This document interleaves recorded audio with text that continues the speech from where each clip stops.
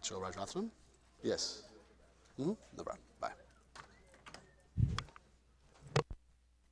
Okay. I lost where I'm going. Okay, here's our list. Right? Here's our list in the anatomy, right? And there, I mentioned just 2 diagrams. Depending on what the subject or what the piece is, there are better views of it different places, okay? I just wanted you to make sure you can identify the pieces of the heart. You'll recognize many of them from yesterday, pieces that we talked about, right? So the pericardium is a sac that basically holds the heart. You'll see this very well when we do our cats, that you have to literally cut open this fibrous sac to get to the heart itself. Does that make sense?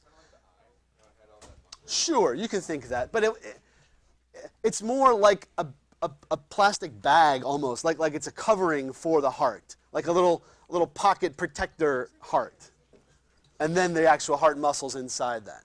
So that's the pericardium, and you can see that it's cut on most of the pictures, because if it wasn't cut, you wouldn't be able to see the heart. Does that make sense?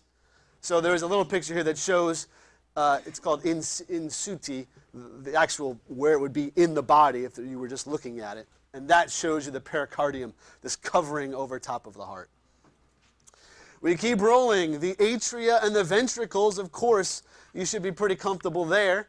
Atria being more superior, ventricles being more inferior. And remember, when you're looking at it, when you look at the board, on the left side of the board is the right side of the heart.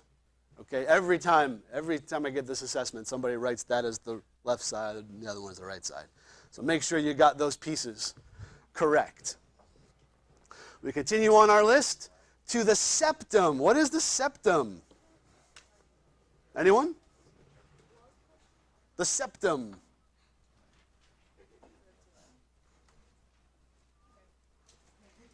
Do we see a septum here?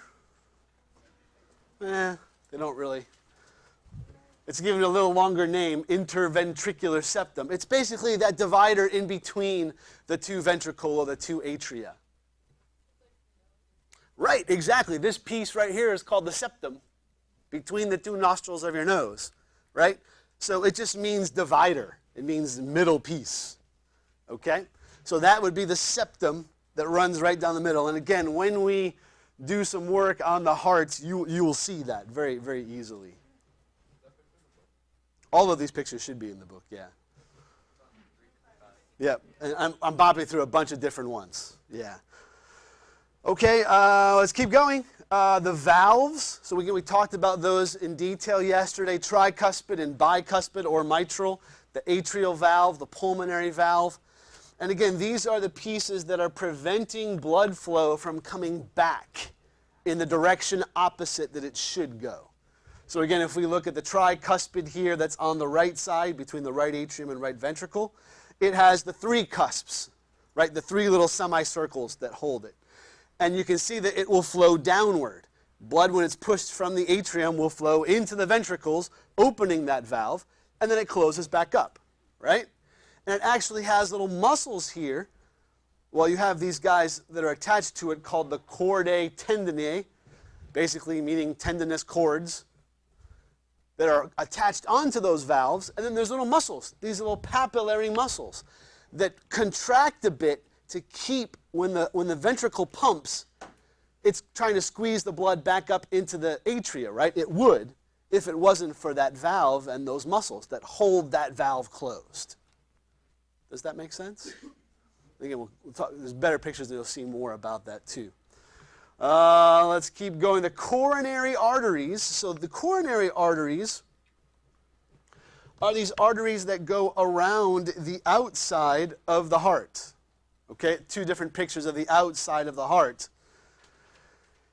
And what's their point? Like, what's the purpose of these arteries around the outside of the heart? To bring blood to the heart, because it's beating 70 times a minute, right? Over and over again, it's contracting. So it needs a lot of blood, a lot of energy, a lot of oxygen, right? So if you look, there's a couple pictures that show this very well. Here's one. That the two coronary arteries, the left and the right, just after the blood has exited the heart, it's gone through that aortic valve into the aorta. Immediately, there are two little openings for the coronary arteries, one that goes around the right side of the heart, one that goes around the left side of the heart. And again, so it's basically saying, feed me first, give me blood first, and then send it everywhere else.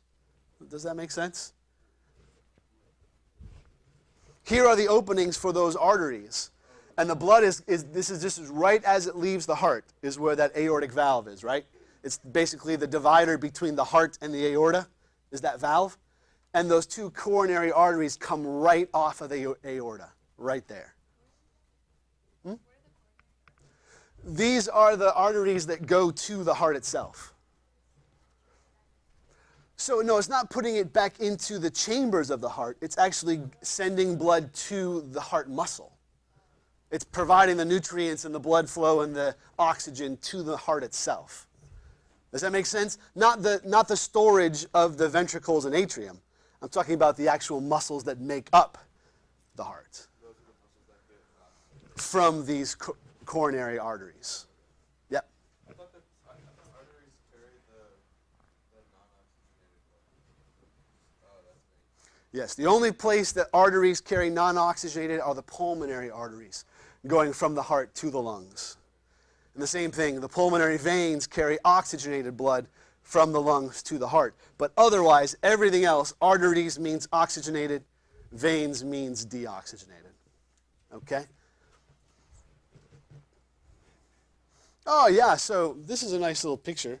If you're watching the video, you can't see this, but can you see this is kind of, it's a video showing as the heart's beating, here's how that, I would say there are three cusps here, so that'd be the tricuspid valve probably. It could be aortic valve, I'm not sure. Right? But it's showing you that this is how it would work. As it's beating,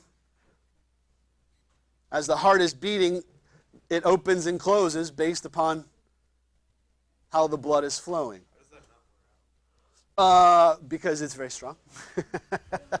Yeah. And it could eventually, sure.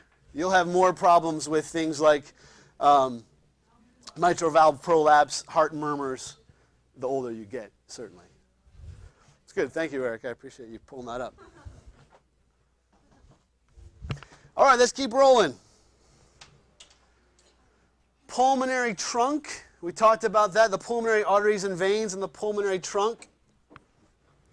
That these are the vessels that are going where? To the lungs. Okay? The pulmonary trunk is the main piece that comes out of that right ventricle, and then it splits into two, which are your pulmonary arteries. It splits into two because there are two lungs. We want to take the blood to both of those lungs. Don't be surprised, by the way, when you look at the actual real heart and these things aren't blue. People are always like, no, where's the blue? No. It looks like this. Okay, that's an actual human heart picture, right? And it's funny because I don't think it really looks like that heart shape. A little bit it does. How they photographed it here, I would agree. You can kind of see this. But otherwise, it looks like a fist, as well as what I thought. It's like this little blob. Yeah. About the size of your fist. It's never exactly correct, but yeah, about that size. And you put that right about the center of your chest. It's really not left side or right side. It's pretty much right in the center. I thought the vena cava were the only ones that brought the carbon dioxide blood back. So from the whole body, you're correct. The superior and inferior vena cava are the main returns to that right atrium. But the pulmonary veins do bring blood back to the heart from the lungs. They enter into that left atrium. The pulmonary veins do. Yes? If your hand is small, you assume that your whole body is reasonably smaller. So yes, like I'm larger than you are, so I would assume my heart should be bigger than yours. And we're talking about just physical heart, not like our metaphysical heart. Yes, yes, yes. Good, good, good. Yes, ma'am.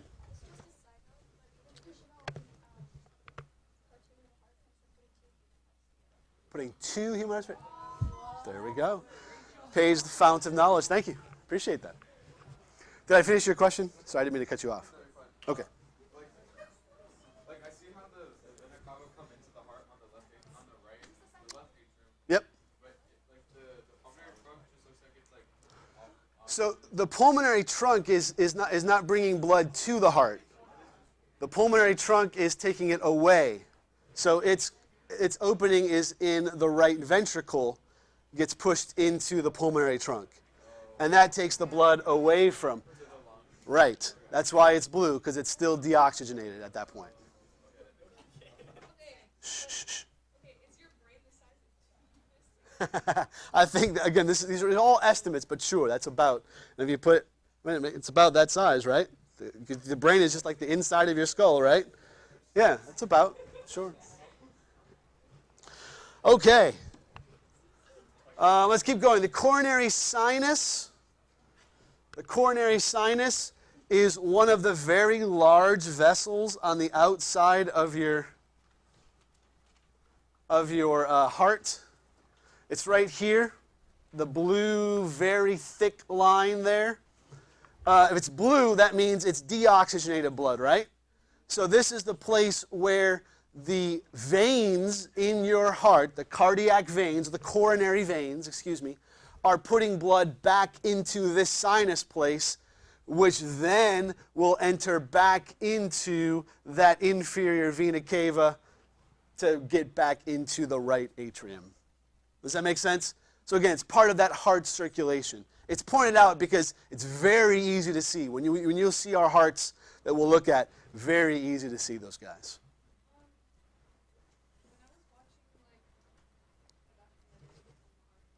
Yeah. I saw this video of this guy, he was playing hockey or something, and somebody fell, but they fell like this way, so the skates like cut him right. Yeah, sure. And so he died because they cut one of his arteries. Yeah. If like he got to the hospital in time, do you think they could have saved him, or is like the artery just No, the artery is certainly soluble. The difficulty is, especially in the neck, right here. So these would be, let me pull up the picture so you can see it better.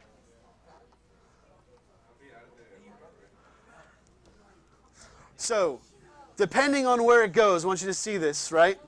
So here is the aorta, the arch right here that comes out. And you've got these carotid arteries that run right up the side of your neck, right next to very big jugular veins. These two very common words. I'm sure you've heard carotid and jugulars before. Are you comfortable the heart is right here? So the blood flow to that is almost immediately happening from the pumping. It's also bringing all the blood that your brain uses, which is a ton of blood. Your brain uses a lot. So therefore, if I slice this open, it's going to be bleeding a lot. So you could, right, obviously they'd be putting pressure on it trying to stop the blood flow. But unless you can get in there quickly and do surgery to close that, you certainly could die. Yeah. It's a good question. I don't know that answer. I would put that in the less than 10-minute category. It would be very, like if we were in an operating room right now with a vascular surgeon and we sliced Eric's neck, okay, we could probably save him. We wouldn't do that. But we wouldn't do that. Yes. Shh, shh, shh, shh. If you like cut your wrist, Yeah. you cut an artery, how much time would you have? So again, good question that Ryan is asking. He's saying if you cut your wrist, how much time do you have? So again, it all depends on the amount of blood loss you have. I have cut my wrist. When I was 16 years old, my little brothers were not doing what they were supposed to be doing. Here's a great story. All right, so it's summertime. My parents both worked. So actually, my mom was at the hospital doing therapy for her own wrist. We were given the list. Maybe you've been given the list before. Here's what we need to finish before we get home. Right. So I'm out cutting the lawn. It's hot. My brothers are inside, supposed to be packing the dishwasher and doing other things. I come inside, they're watching cartoons. I'm ticked, right? So I gave them the what for. I walked out through our garage, and there was a little plexiglass window in the door into the garage. And to show how angry I was, Don, I hit this window. Man, you guys. And it shattered. And a little piece of glass that looked just like a scalpel went into my wrist right here and sliced over the main flexor tendon, the nerve to my thumb, the artery, the radial artery. So it was bleeding a lot, right? And again, we're home by ourselves, right? So again, we clamped it. My neighbor was out cutting his lawn. He took me to the hospital because it was just right down the road rather than calling the ambulance. I had to have surgery. I spent a whole summer in a cast. Did I almost die? I don't think quite that much. Like, I never passed out or lost consciousness or anything. But did I lose a lot of blood? Yeah, sure. I remember very clearly that there was a bit of he had rubber floor mats in his station wagon, and there was a puddle of blood down there. And that was still with pressure, we had a T-shirt kind of something on top of it, yeah. So it all depends on, number one, what artery you cut. Because again, the size of the artery will depend on how much blood flow is there. And number two, how quick are you to stop that blood flow? Yeah. How do you sew arteries? Like, very carefully. Well, It is. No, it is. You're right. Yeah. But this is what a vascular surgeon does, is by using different magnifying pieces and different tools. Yeah, they're literally sewing it up. Yeah. There are other techniques they use, but that's a very common something. Yeah. I was ticked off because it was the start of baseball season. And I missed the whole rest of the summer playing, yes. But, so if you cut the artery in your neck, wouldn't it, fill up your lungs? Sure. We can. Sure, right. Isn't that how some, people kill, animals? Oh, of course. This is a very common place for if you're trying to kill someone rather rapidly or something animal-wise. Yes. No, she's talking about animals. Yeah. No, absolutely. Because, again, lots of blood flow very quick. But, no, they're not dead, it just, fills up, and they, drown. It could, right, if some of that blood flow gets into the trachea, sure. Yeah. All right, let's keep going. Sorry, we got distracted. The apex. The apex of the heart. Oops, I got to go way back to my pictures here. The apex is simply the bottom. The little bottom point to your beautiful heart. That would be the apex. All right, so let's talk about this cardiac conduction system. Oh, quick question. Oh, my word. 10 minutes. Okay. The cardiac conduction system, you were getting a view of that yesterday in our lab, where you were seeing that there is a system by which the electrical current travels in the heart. And that's what an EKG measures, the electrical current that's moving through your heart. And there are these different structures that are a part of that. It all starts here in the SA node, which is actually a place that will generate electrical current. Now, we tend to think of places that start electrical current being your brain, right? This is where that depolarization begins and sends it down the nerves other places. This is almost like, it is really like a little brain in your heart that can control how the heart beats. It can be controlled by the brain. Remember, the vagus nerve does come to your heart. So there is brain control, but often the heart's just beating. It's just doing its thing on its own because it's so important, right? We want to make sure it has that control. So that SA node starts this depolarization. It sends the fibers through the atrium, right? It is, through the walls. So from that SA node into what they call the atrial syncytium. This is just the walls of the atrium, right? That's bringing it through these junctional fibers to what they call the AV node. The AV node is, again, another one of these little brain-type pieces that is sending out the signals to contract. From that AV node, it runs right down through the septum through these bundle branches, the AV bundle and then the left and right bundle branch, around the outside into the ventricles. So can you see, if you have a pathway from the top to the middle, down, around, and into the ventricles? Why do you think it's going to take this winding path instead of just going from the atrium right directly down into the muscle of the ventricles? Why do you think there's that windingness to it? Do you need time for the atrium to release all Exactly. To push the blood from the atrium down into the ventricles. Because the electricity moves pretty quick, right? So it has to go through this more winding path so that there's that pause. Lub-dum, lub-dum, the pause. Lub-dum, lub-dum. If it was la-dum, la-dum, la-dum, you wouldn't actually be getting blood flow anywhere. Does that make sense? So that's the point by this conduction system. Very ingenious. This way that it's sending the signal and basically taking it on not a shortcut, but a long cut, a long route to get the fibers, the muscle fibers that contract. Does that make sense? Awesome. Yep, what's here? Yep. There's more details, but that's what I'm looking for. We talked about ECGs yesterday, and I'm hoping you feel pretty comfortable about what they're showing you. Let's pop up the picture real quick. When I have our ECG or EKG, that's the German for cardio. So ECG, EKG, same thing. I was taught EKG, so even when I was typing, I put EKG, but EC is how we do it here. 3 waves, right?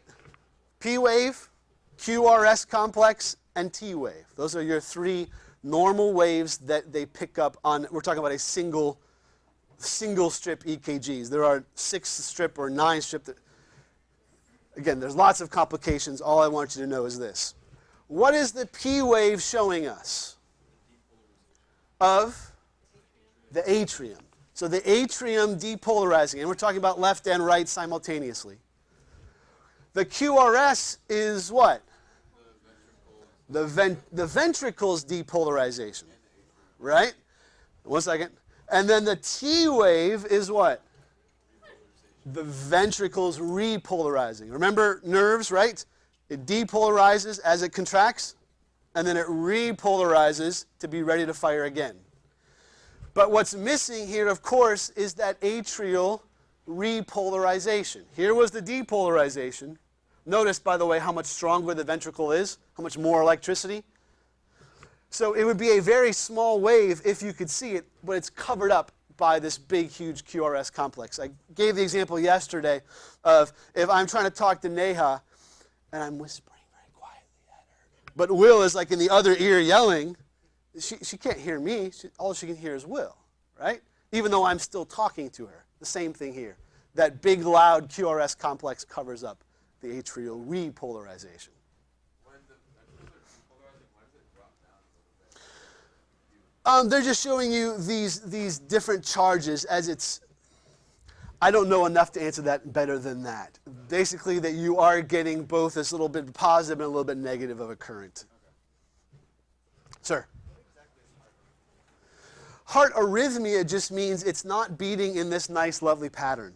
I put up on Schoology, if you want to check out, there was a nice video that I found that had 5 or 6 different arrhythmias, different problem rhythms. Whether it's too fast, whether it's too slow, whether the atrium itself is contracting, it's fibrillating, it's just kind of like wavering back and forth. The ventricles do the same.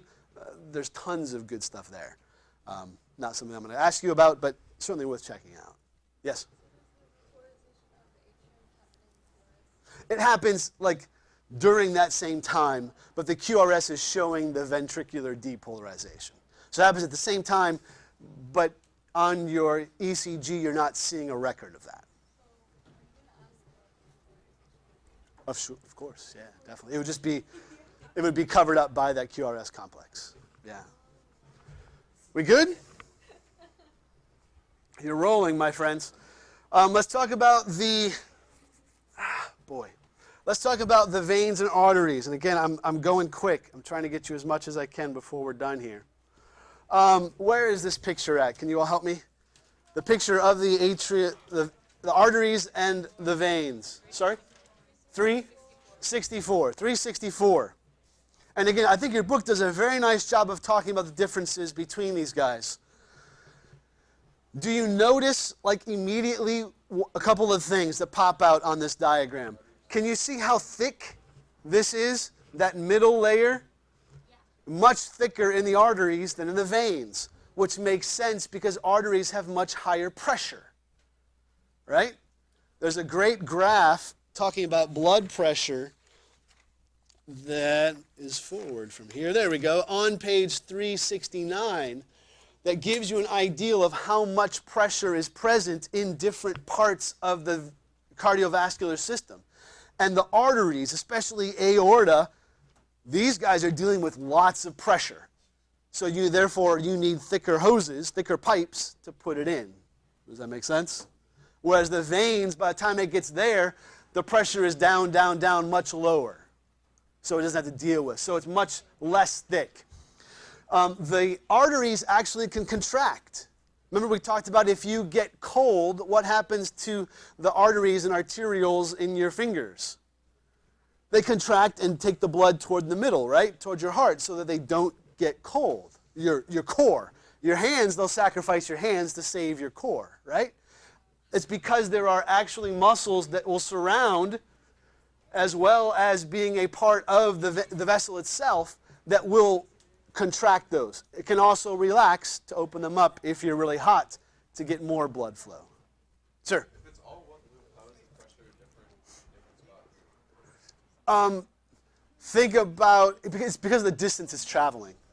If I squeeze it right here to get water to go all the way down there, it's going to be going really fast right here, but really slow by the time it gets down there. So the closer it is to the heart pumping out. Yes, the more pressure. So then right when it's about to come in the heart, the pressure is Very little. Yep. And the other thing I'm sure you noticed are the valves on the veins. That the veins do have valves. And that's because, again, the pressure is so low, we don't want it to backflow. Think especially of the blood coming from your legs back to your heart, right? It's got to go against gravity most of the time. So if it didn't have those valves, it would just pool down in your legs. Have you seen folks with varicose veins? That's what's happening, is those valves aren't working. Give me 30 seconds. Those valves aren't working as well, and you get these areas where the blood just pools in a vein, more often happening in the legs, calves, feet, those kind of pieces. A quick? What if you're like in Afghanistan? How does your body know? It doesn't. You can only be in that for so long before it would be a problem. Yeah, certainly. I'm sure it would. Yeah, your body's pretty adaptable. Yeah. Good. All right, friends. Adios.